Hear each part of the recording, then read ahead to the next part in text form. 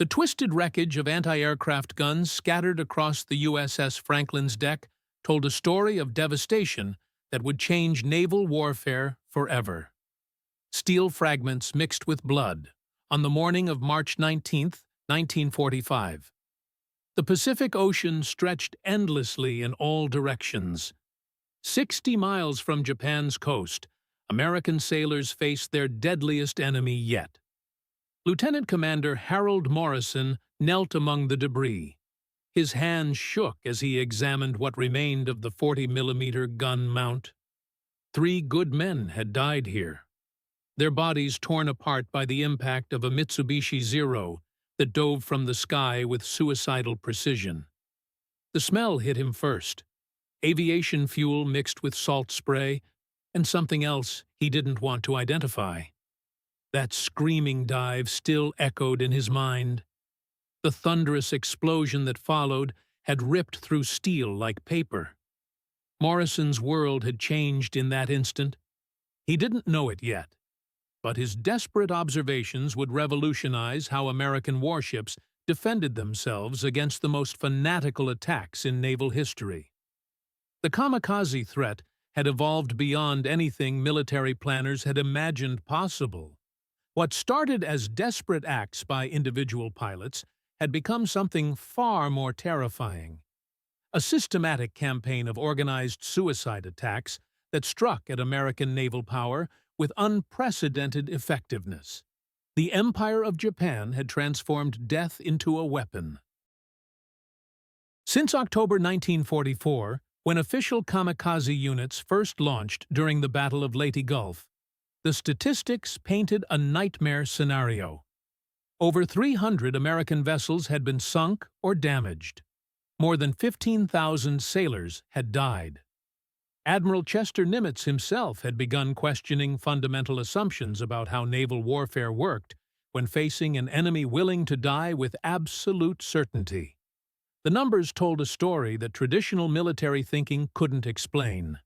Kamikaze attacks achieved hit rates exceeding 25%. Conventional bombing rarely exceeded 5% accuracy under combat conditions. Each successful kamikaze strike delivered a 500-pound bomb directly into the target's most vulnerable areas. Human intelligence guided these weapons to exploit weaknesses that mechanical systems could never identify. American naval commanders faced something unprecedented in military history. How do you defend against weapons that cannot be deterred? Kamikaze pilots approached their targets with absolute certainty of death. This made evasive maneuvering irrelevant. Traditional defensive thinking had no answer for fanatical determination combined with tactical precision. Morrison understood ships in ways that formal training couldn't teach. His father had worked the shipyards of Newport News during the Great War. Morrison had grown up surrounded by men who built warships with their own hands. The practical knowledge of welders and riveters flowed in his blood. But the kamikaze threat presented challenges that traditional naval engineering had never contemplated. American warships had been designed to withstand conventional attacks. Bombs, torpedoes, and artillery shells followed predictable ballistic trajectories. Naval architects had calculated armor thickness and structural strength based on known weapon characteristics.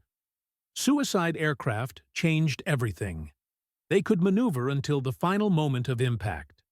Human intelligence guided them to exploit defensive weaknesses with deadly precision. The personal cost of kamikaze attacks had touched Morrison's life with devastating directness. His younger brother Thomas had been a gunner's mate aboard the destroyer USS Lafay. 2 weeks earlier, during the massive kamikaze assault off Okinawa, Thomas had died. The official casualty report used clinical language that couldn't soften brutal reality. A Nakajima Ki-43 Hayabusa had crashed directly into his gun position. Morrison knew what that meant. His brother had faced certain death with nowhere to run. Thomas had watched the kamikaze pilot's face in the final seconds before impact. That night, alone in his stateroom aboard the Franklin, Morrison made a decision. The steady rhythm of the ship's engines provided his only comfort. He would find a way to stop these attacks. The breakthrough came through systematic investigation rather than sudden inspiration. Morrison spent countless hours in the Franklin's Damage Control Center. Harsh fluorescent lights illuminated photographs of damaged American vessels. Technical reports covered his desk. Survivor testimonies provided crucial details about successful kamikaze strikes. Pattern recognition emerged from this mountain of data. Kamikaze aircraft weren't randomly crashing into American ships. They were making calculated decisions in the final seconds of their attacks. Pilots exploited geometric vulnerabilities inherent in traditional anti-aircraft gun placement. Ammunition storage configurations created additional weak points. Human intelligence allowed for last-second course corrections that placed explosive impacts precisely where they would cause maximum damage. Japanese pilots had transformed their aircraft into guided weapon systems. Their accuracy far exceeded conventional bombs or torpedoes. The human guidance system adapted to defensive measures in real time. It exploited tactical weaknesses that mechanical systems could never identify. Traditional naval defensive architecture had become obsolete overnight. Morrison's solution challenged every established principle of naval defense. Instead of concentrating anti-aircraft weapons in traditional gun mounts, he proposed something revolutionary. A distributed system based on overlapping fields of fire would eliminate the geometric vulnerabilities that kamikaze pilots exploited. His design scattered defensive positions across the entire vessel. No single critical target could cripple the ship's overall defensive capability when destroyed. Working through humid March nights in 1945, Morrison developed what would become known throughout the Pacific Fleet as the Morrison Defense Grid. Some called it simply distributed. Technical drawings covered his desk. Mathematical calculations filled notebook after notebook. Scale models built from available materials tested his theories. He systematically redesigned the defensive architecture of American warships. The new configuration required mathematical precision combined with practical understanding of human psychology under combat stress.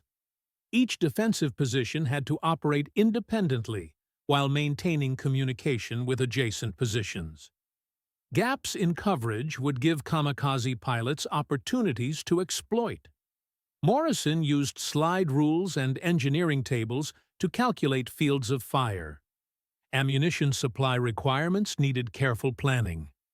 Crew protection factors required constant attention. Captain Leslie Gears commanded the USS Franklin with the authority of a man who had survived naval combat since the First World War. His initial reaction to Morrison's proposal bordered on outright rejection. The distributed defense concept violated decades of established naval doctrine. Implementation would require weeks of modifications while the carrier remained in active combat operations. Gears had survived conventional naval warfare through adherence to proven tactics and tested equipment. The idea that a single engineering officer could revolutionize defensive doctrine seemed unlikely at best. At worst, it appeared potentially dangerous to ship safety and crew morale. Conservative instincts warned against untested innovations during active combat operations. But the kamikaze threat had reached crisis proportions that demanded extraordinary measures. Intelligence reports painted a terrifying picture of what lay ahead. Japanese commanders were planning massive suicide attacks involving hundreds of aircraft simultaneously. These would overwhelm conventional defensive systems through sheer numerical superiority. Unless American naval forces developed more effective countermeasures, the planned invasion of Japan would face naval losses that could make the operation strategically impossible. Against his conservative instincts, and in direct violation of several naval regulations, Gears authorized Morrison to implement a limited test. the distributed defense system would be installed on the Franklin's starboard side only. Any reduction in defensive effectiveness would result in immediate court-martial proceedings. The warning carried the weight of absolute certainty. Commander James "Iron Mike" Sullivan supervised the installation with professional skepticism tempered by desperate hope. As the Franklin's gunnery officer, he had fought in every major Pacific theater engagement since Pearl Harbor. Sullivan had watched too many good sailors die under kamikaze attacks that seemed to penetrate American defenses with supernatural accuracy. He understood better than most senior officers that conventional anti-aircraft tactics were proving inadequate. The enemy's willingness to die with absolute certainty created tactical challenges that traditional gunnery had never addressed. The distributed defense system represented a fundamental departure from everything Sullivan had learned about naval warfare. But the alternative was continued vulnerability to increasingly sophisticated suicide attacks. Morrison's system had been operational for just 18 days, when April 7, 1945, dawned clear and ominous. Japanese reconnaissance aircraft had reported the Franklin's position to kamikaze squadrons, preparing for Operation Kikusui No. 6. This would become the largest coordinated suicide attack in naval warfare history. The modified gun positions looked strange and improvised compared to traditional naval architecture's geometric precision.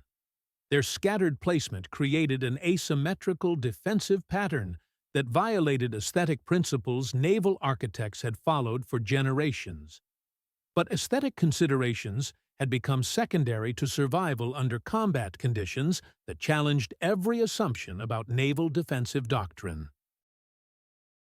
Japanese kamikaze pilots approaching the Franklin that morning expected to encounter standard American defensive configurations.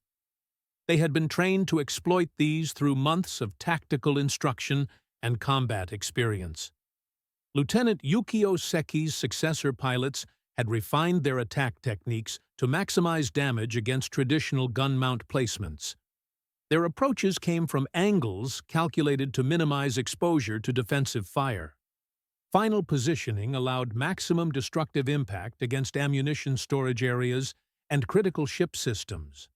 The human guidance systems of kamikaze aircraft had evolved into precision weapons that could adapt to defensive measures and exploit tactical weaknesses with deadly effectiveness. But as the first wave of suicide aircraft approached the Franklin's defensive perimeter, something unprecedented occurred.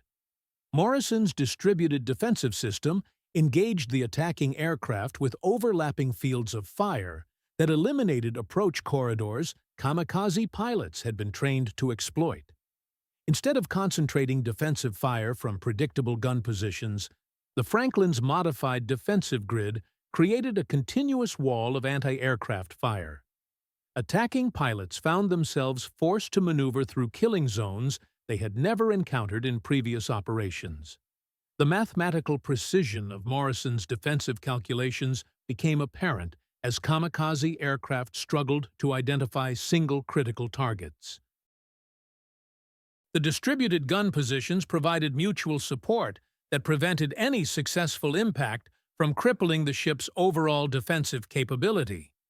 Overlapping fields of fire eliminated geometric blind spots that Japanese pilots had learned to exploit through bitter combat experience. The tactical advantage that had made kamikaze attacks so devastatingly effective against conventionally defended vessels simply disappeared. Lieutenant Hiroshi Tanaka led a 3-aircraft kamikaze formation in his modified Zero fighter. He experienced the psychological impact of Morrison's defensive innovation as his carefully planned attack approach disintegrated under continuous anti-aircraft fire. The positions seemed to come from everywhere and nowhere simultaneously. The distributed defensive system created tactical confusion that prevented kamikaze pilots from making calculated approach decisions. Instead of engaging predictable gun positions that could be neutralized through precise impact placement, Tanaka found himself flying through defensive fire that defied every tactical doctrine he had learned. The human guidance system that made kamikaze attacks so effective became a liability when confronted with defensive fires that seemed to anticipate every maneuver. The Franklin's modified defensive system achieved something American naval commanders had deemed impossible. It successfully repelled a coordinated kamikaze attack without suffering a single successful impact. Morrison's distributed gun positions destroyed or disabled 6 attacking aircraft, while suffering only minor damage to individual defensive positions. The ship's overall defensive capability remained uncompromised. The psychological impact on surviving Japanese pilots proved as significant as the tactical defeat. Kamikaze squadrons reported encountering defensive systems unlike anything they had been trained to attack. Pilot confidence, built through months of successful operations against American vessels, crumbled when faced with distributed defensive fires that eliminated every tactical advantage they had learned to exploit. Word of the Franklin's successful defense spread rapidly through the Pacific Fleet. Naval commanders immediately recognized the strategic implications of Morrison's innovation. The distributed defensive system represented a fundamental breakthrough in anti-aircraft warfare. It could potentially neutralize the kamikaze threat that had dominated American naval planning for months. Technical specifications for the Morrison defense grid were distributed to every major naval vessel in the Pacific Theater under the highest security classifications available. The transformation of American naval defensive doctrine proceeded with unprecedented speed. The urgency of the kamikaze threat drove rapid implementation across hundreds of vessels. Shipyard workers from Pearl Harbor to San Francisco Bay labored around the clock to modify existing gun mounts. New defensive positions were installed according to Morrison's mathematical specifications. The aesthetic precision of traditional naval architecture gave way to functional effectiveness. American warships adopted asymmetrical defensive configurations that had proven effective against suicide attacks. Morrison's innovation represented more than tactical adaptation. It embodied the fundamental American approach to military challenges that emphasized practical solutions over theoretical perfection. Japanese kamikaze doctrine relied on fanatical determination and acceptance of certain death. American defensive innovation focused on systematic analysis of enemy tactics combined with creative engineering solutions. Superior technology and mathematical precision neutralized tactical advantages through applied intelligence rather than matching sacrifice with sacrifice. The distributed defense system demonstrated that democratic values of individual initiative and institutional flexibility could overcome even the most fanatical enemy tactics. The psychological impact on Japanese kamikaze pilots proved as devastating as the tactical advantages gained by American naval forces. Suicide squadrons that had approached American vessels with confidence, born of months of successful attacks, suddenly faced defensive systems that eliminated every tactical advantage they had been trained to exploit. The human guidance systems that made kamikaze attacks so effective became liabilities when confronted with distributed defensive fires. Pilots could no longer identify critical targets or execute planned attack approaches. The tactical balance between offensive and defensive capabilities in naval warfare had shifted fundamentally. Japanese naval commanders struggled to adapt kamikaze tactics to counter Morrison's distributed defensive system. But the fundamental mathematics of the innovation proved impossible to overcome through tactical modifications alone. The elimination of concentrated target areas and geometric blind spots that kamikaze pilots had learned to exploit created defensive effectiveness that could not be countered. Increased pilot training couldn't solve the problem. Modified aircraft offered no advantage. Different approach techniques failed to overcome distributed defensive fires. The mathematical precision of Morrison's system had fundamentally altered naval warfare's tactical balance. By June 1945, as American forces prepared for the planned invasion of Japan, Morrison's distributed defensive system had been implemented across virtually every major naval vessel in the Pacific Fleet. The kamikaze threat that had dominated American naval planning for 8 months had been effectively neutralized through systematic application of engineering principles. Statistical analysis revealed the dramatic change in tactical effectiveness. Vessels equipped with distributed defensive systems suffered kamikaze hit rates below 3%.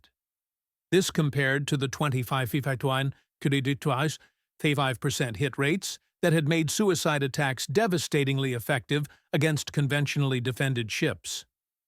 The strategic implications extended far beyond immediate tactical advantages. American planning for the final assault on Japan underwent dramatic revision. Naval commanders who had calculated invasion casualties based on continued vulnerability to kamikaze attacks could revise their estimates dramatically downward. Distributed defensive systems proved capable of protecting invasion fleets from the massive suicide attacks Japanese commanders were planning to repel American landing forces. The Morrison defense grid had transformed what military planners expected to be the bloodiest amphibious operation in history. Operation Downfall became a tactically manageable operation with acceptable casualty projections. The strategic balance of the Pacific War had shifted decisively in America's favor. Morrison himself remained largely unaware of the broader strategic implications of his defensive innovation. He continued his damage control duties aboard the Franklin, while modified American warships used his distributed defensive system to repel kamikaze attacks across thousands of miles of Pacific theater operations.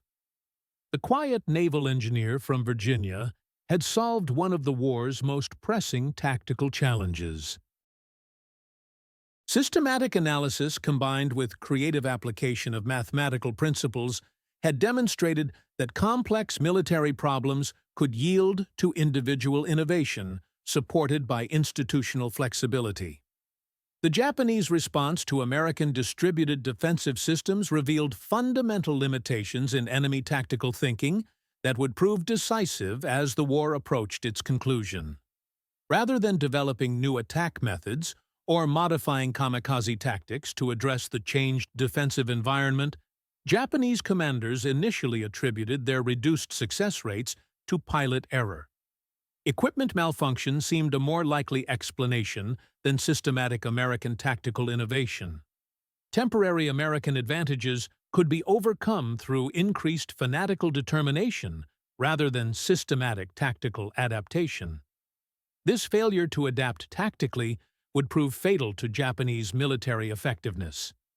As summer 1945 progressed through the climactic battles for Okinawa and preparations for Operation Downfall, Morrison's distributed defensive system continued proving its effectiveness against increasingly desperate kamikaze attacks. Japanese suicide squadrons attempted to overwhelm American defenses through sheer numerical superiority. Attacks involving hundreds of aircraft simultaneously were launched against American naval forces. But the mathematical precision of distributed defensive fires proved capable of engaging multiple targets simultaneously. No vulnerability gaps appeared that concentrated gun positions had always presented. The symbolic power of Morrison's innovation extended beyond its tactical effectiveness to represent core American values. Individual initiative, technological innovation, and systematic problem-solving characterize the democratic approach to military challenges.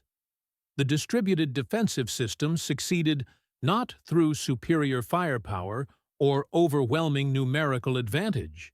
Intelligent analysis of enemy tactics combined with creative engineering solutions turned American industrial capability and mathematical precision into decisive tactical advantages. Democratic values had overcome totalitarian fanaticism through applied intelligence rather than matching sacrifice with sacrifice. The recurring symbol throughout Morrison's story became the steady rhythm of the ship's bell. Bronze cast in peacetime, but serving through the crucible of global war, marked time through endless hours of combat and modification work. That bell represented the continuity of American naval tradition adapted to meet unprecedented challenges through individual innovation and institutional flexibility. Each measured toll marked another moment of American perseverance, another increment of progress toward victory achieved through democratic values rather than fanatical sacrifice. The transformation of American naval warfare through Morrison's distributed defensive system demonstrated that technological superiority combined with creative tactical thinking could overcome even the most fanatical enemy determination. Japanese kamikaze pilots who had approached American vessels with absolute certainty of death and confident expectation of tactical success found their sacrifice rendered ineffective. Mathematical precision and engineering innovation had eliminated the tactical advantages their attacks had previously enjoyed. The human cost of fanatical determination had been negated by systematic application of democratic problem-solving. August 15, 1945, arrived exactly 5 months after Morrison first observed the geometric vulnerabilities that kamikaze attacks exploited so effectively. The naval engineers stood on the deck of the USS Franklin as news of Japanese surrender reached the Pacific Fleet through radio transmissions that officially ended the Second World War.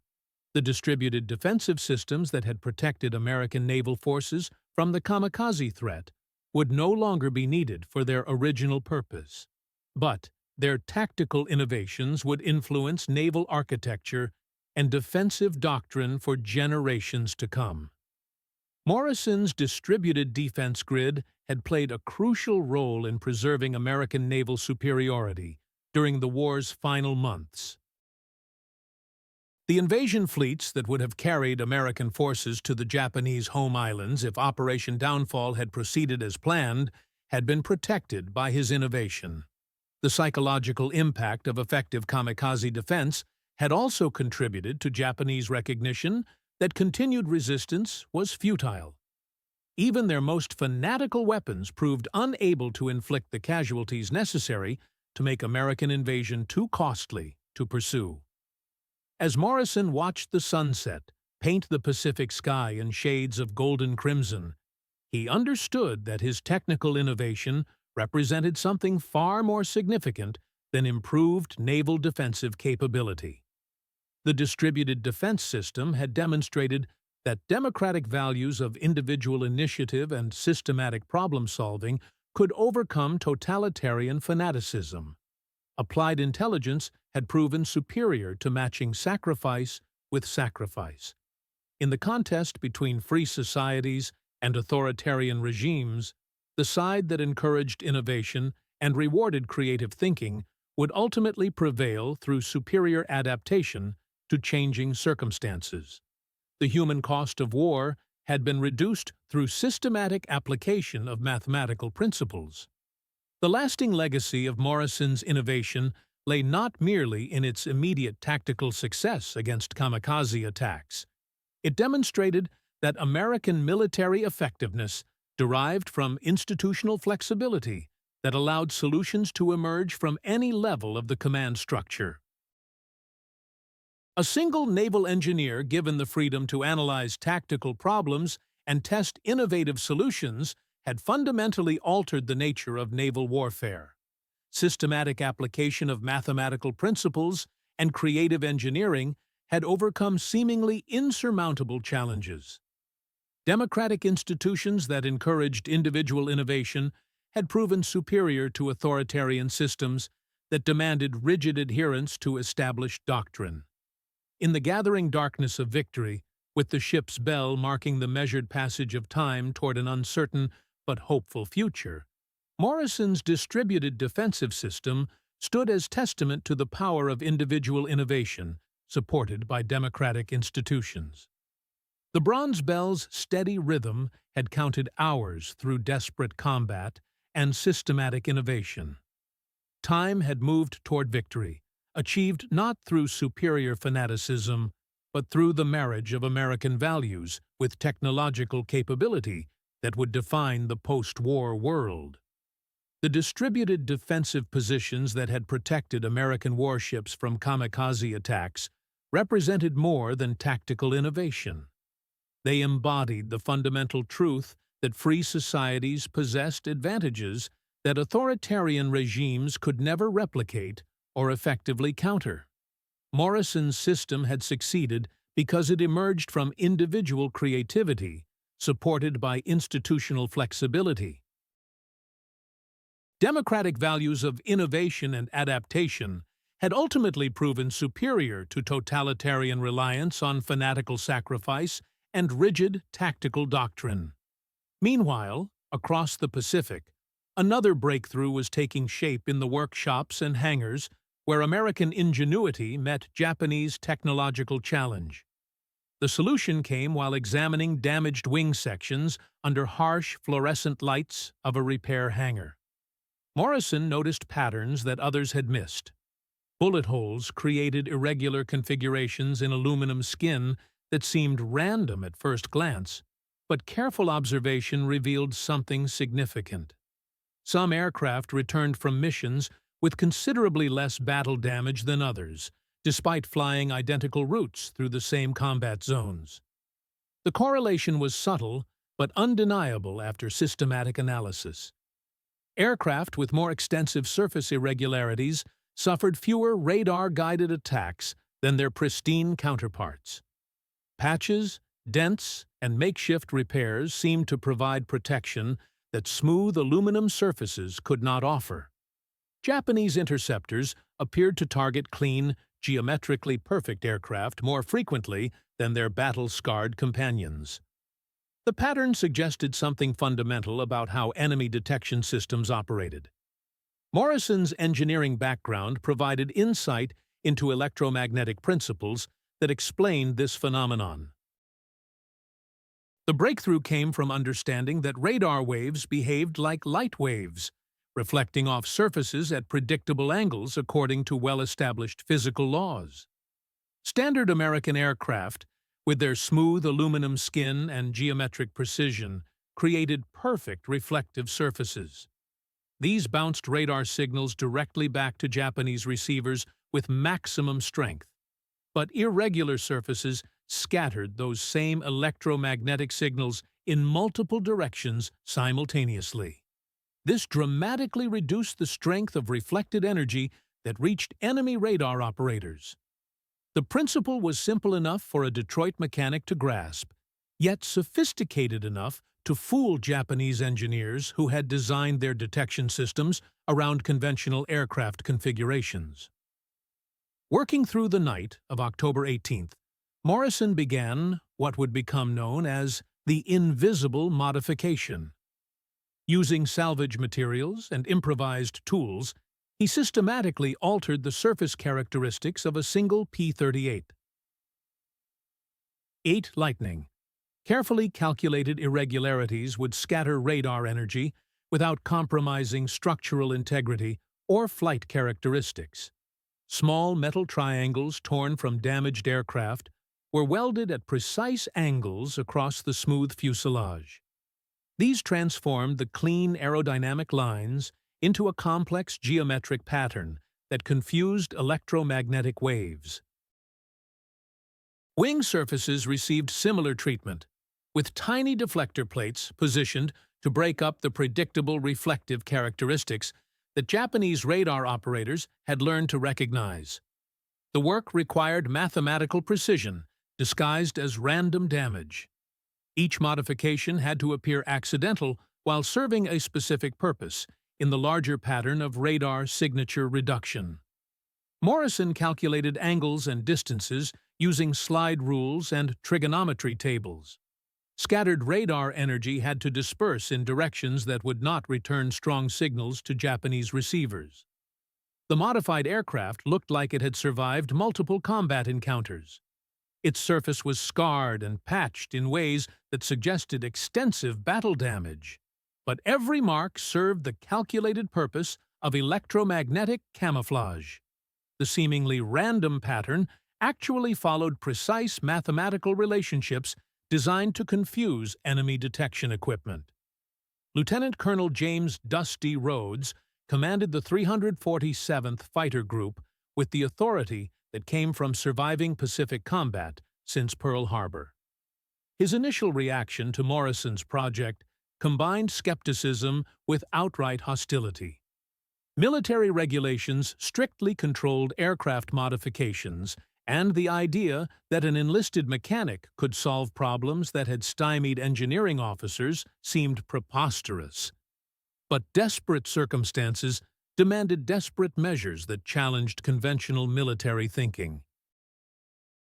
American losses to radar-guided Japanese attacks had reached unsustainable levels that threatened operational effectiveness across the Pacific theater.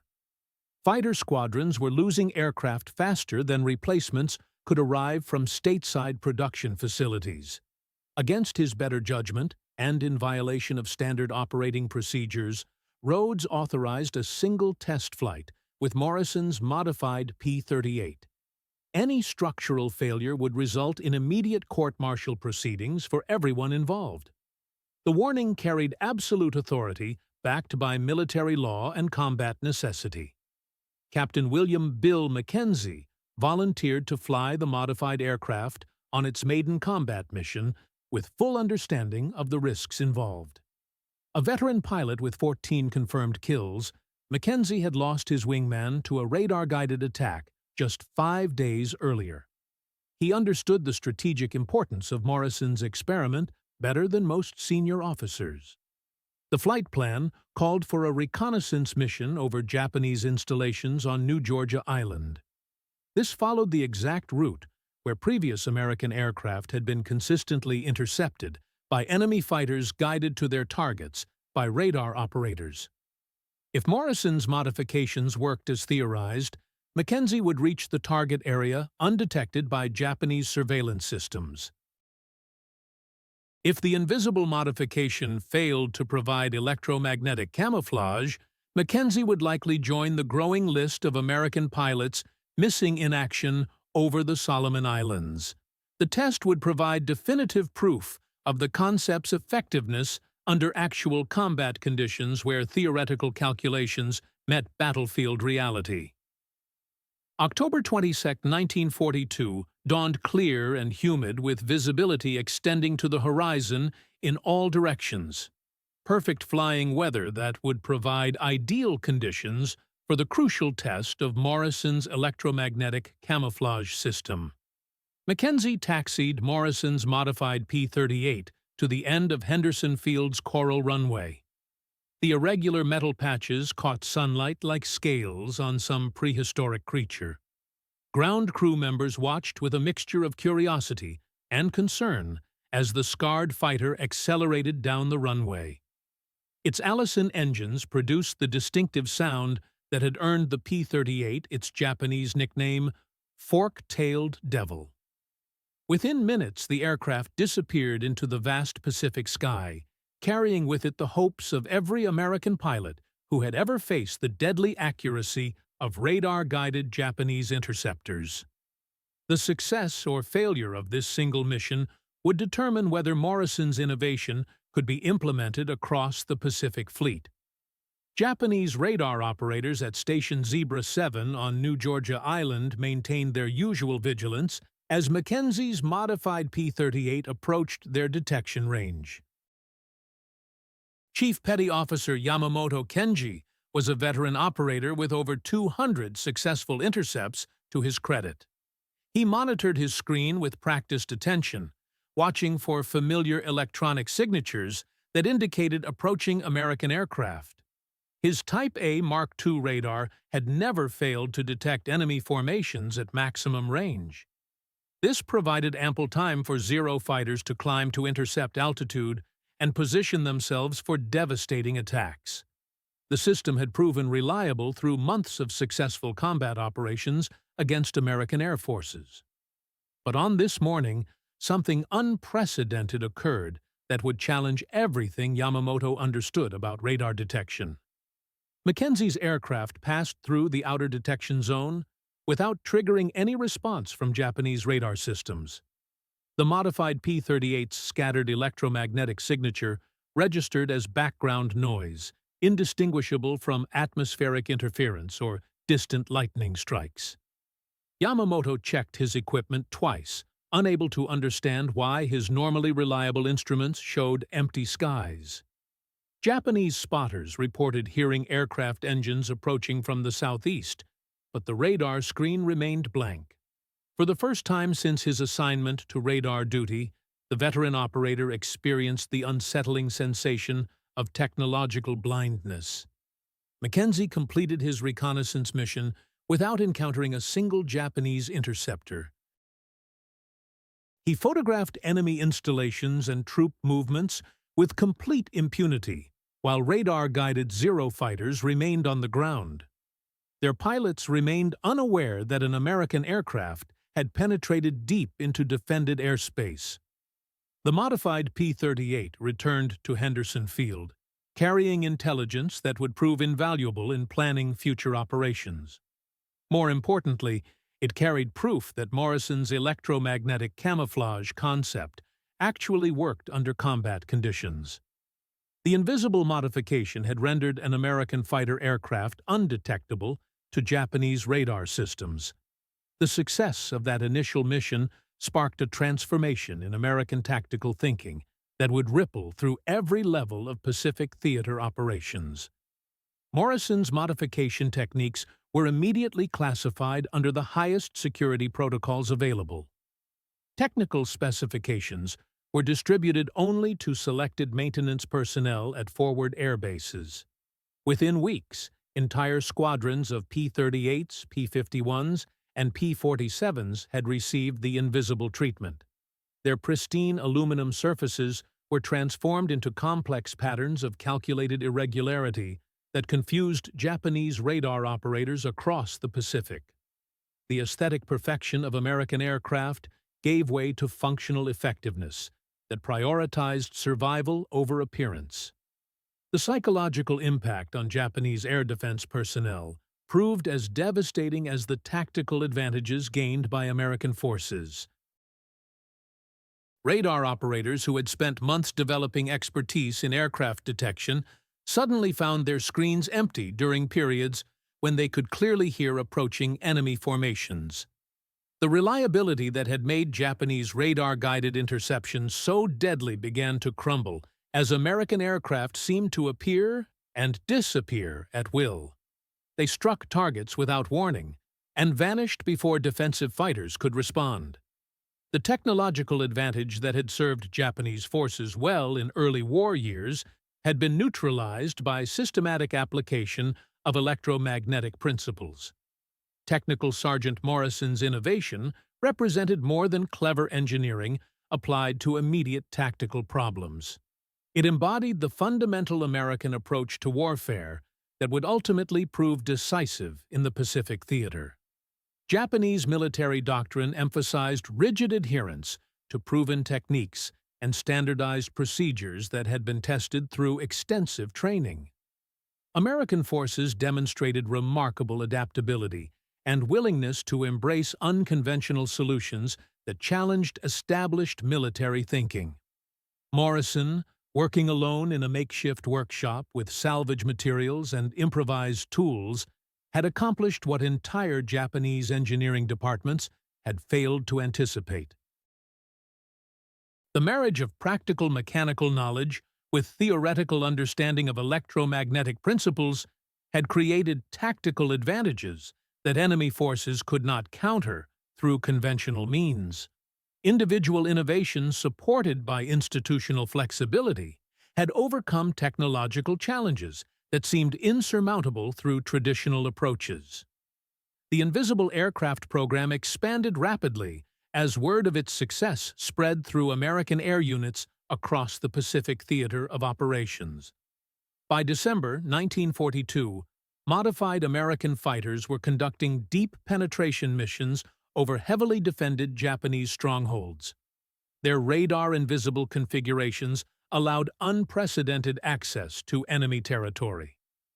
Strategic implications were enormous and immediately apparent to American commanders who understood the value of air superiority in Pacific operations. American intelligence gathering improved dramatically as reconnaissance aircraft could operate without detection by enemy radar systems. Bombing missions achieved complete tactical surprise against targets that had previously been virtually impregnable. Morrison's workshop on Guadalcanal became an unlikely center of innovation as pilots and mechanics collaborated to refine the electromagnetic camouflage techniques. Each successful mission provided data that improved the modification process through systematic analysis of combat results. Soon, American aircraft were disappearing from Japanese radar screens with such consistency that enemy commanders began questioning the reliability of their detection equipment. The psychological warfare aspect proved almost as valuable as the tactical advantages gained through electromagnetic invisibility. Japanese pilots lost confidence in ground-controlled interception procedures that no longer provided reliable early warning of approaching American formations.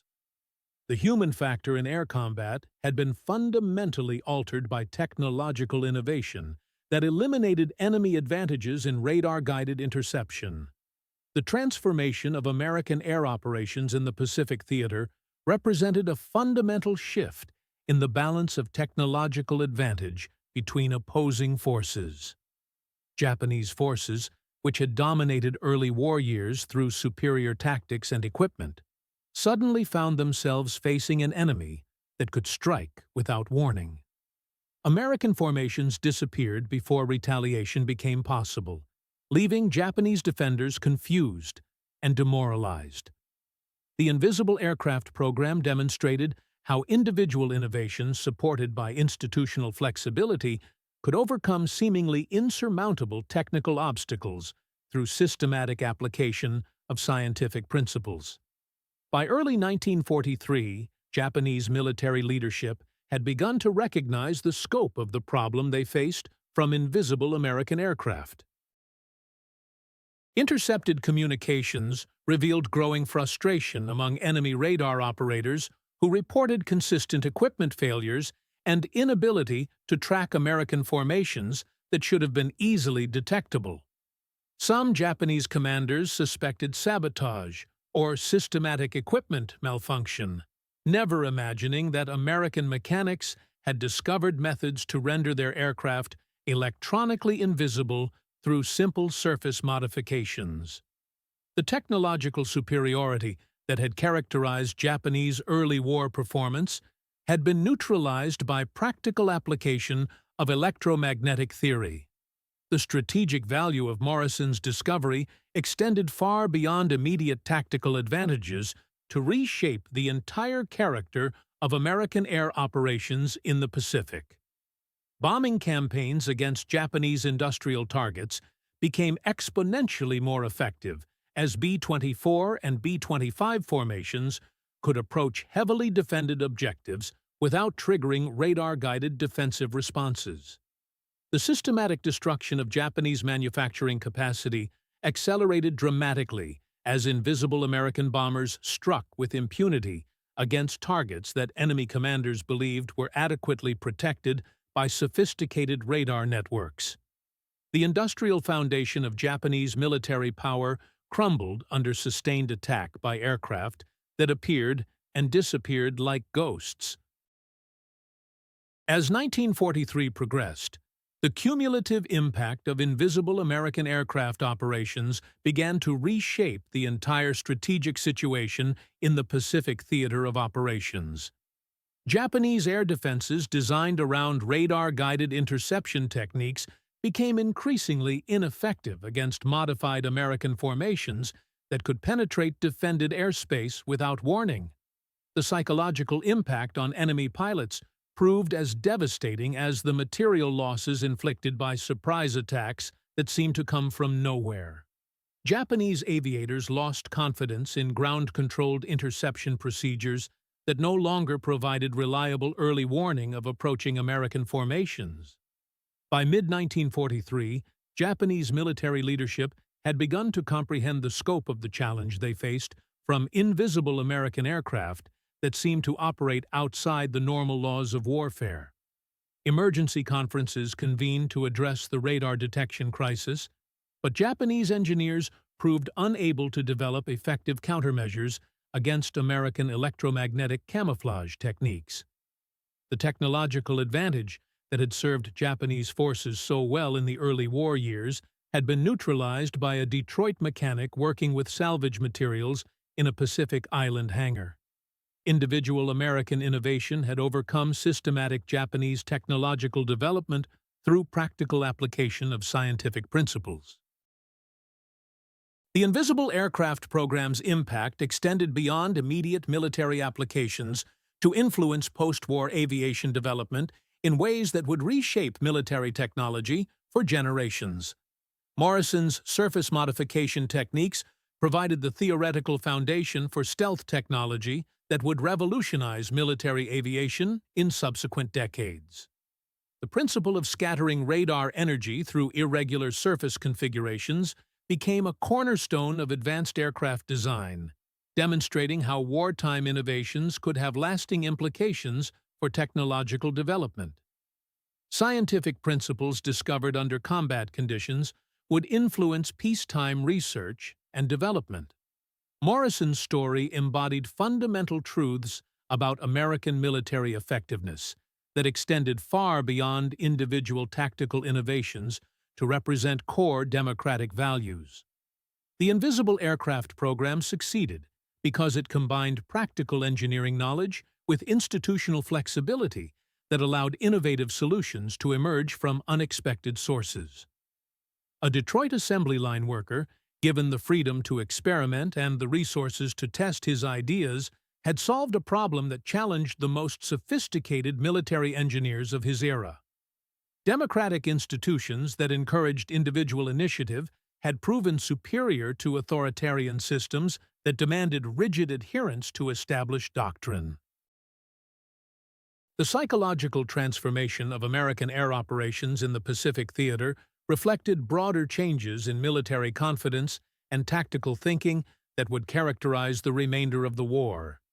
Pilots, who had previously approached heavily defended targets with understandable apprehension, now flew their invisible aircraft with renewed confidence. Japanese radar systems could not provide early warning of their approach, fundamentally altering the tactical balance of air combat operations.